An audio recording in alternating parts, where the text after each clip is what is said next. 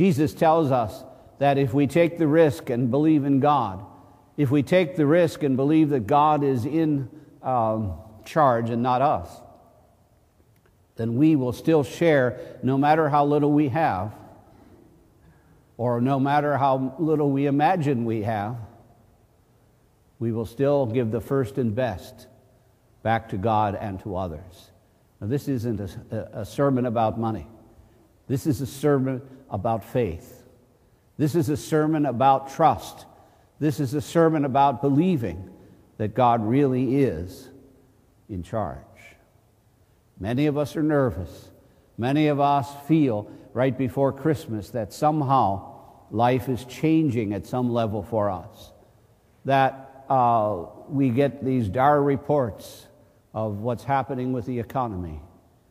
But those reports about the economy should not be reports about our faith.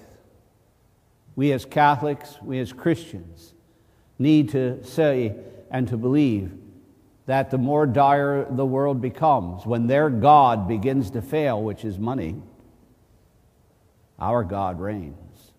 Our God is King. That we can still have the love of our families with or without money. We can still have the love of others with or without money. We can still join hands and join arms together to build peace and love and security. We can still take care of one another, no matter who or doesn't have money. If money is our king, then we're nervous. But if God is our king, we just trust. So as you and I pray today, let us think about what we will do this Christmas season, how we will prepare for the coming of the Lord and the beginning of the new liturgical year. How will we walk through this time? Will our shoulders be squared and our heads back, trusting in the Lord? Or will we huddle together and hoard our stuff and pretend that money's our king? As you and I pray today, there are so many opportunities coming up for us to deliberately do good, to deliberately reach out to those who do not have. We can take what we planned on spending on our children and spend it on our children plus someone else. Reduce what we give to our children and give something to someone else. We can train our children to take what they get and to give part of it away. We can volunteer. We can reach out.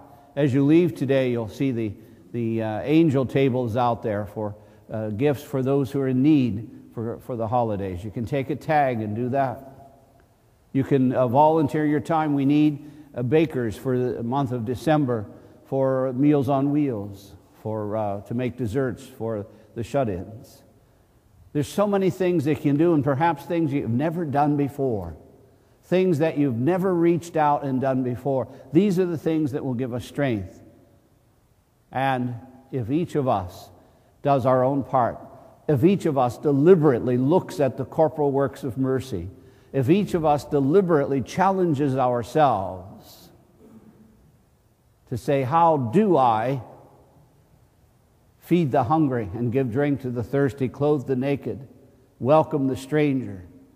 How do I visit the sick or the imprisoned? There's a box in the lobby at all times for food for the poor that you can bring any time. Some families faithfully bring part every week.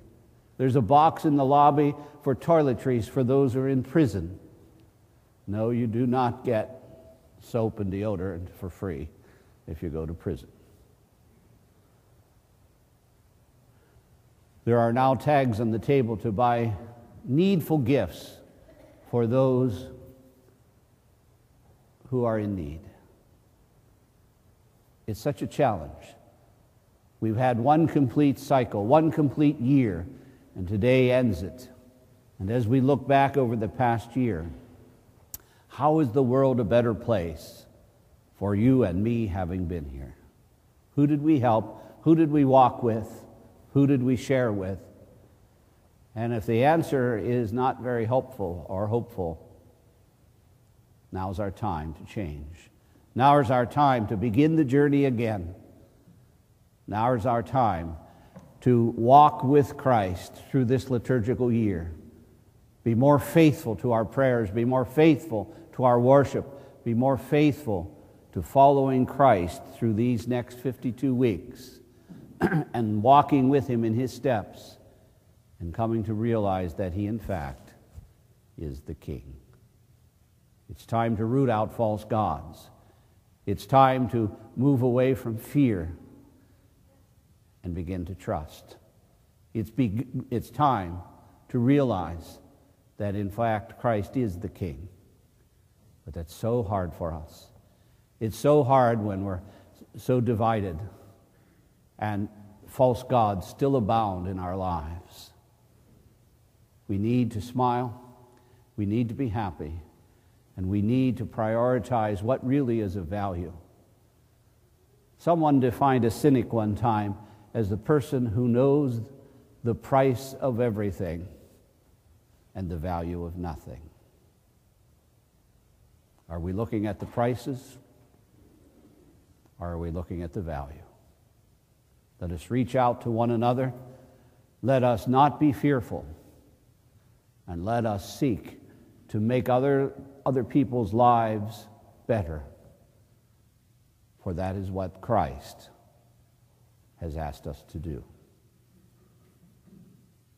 The corporal works of mercy. That's who we are. That's what we do. Let us not make money our king, or lack of it. Let us make Christ our King. Be at peace.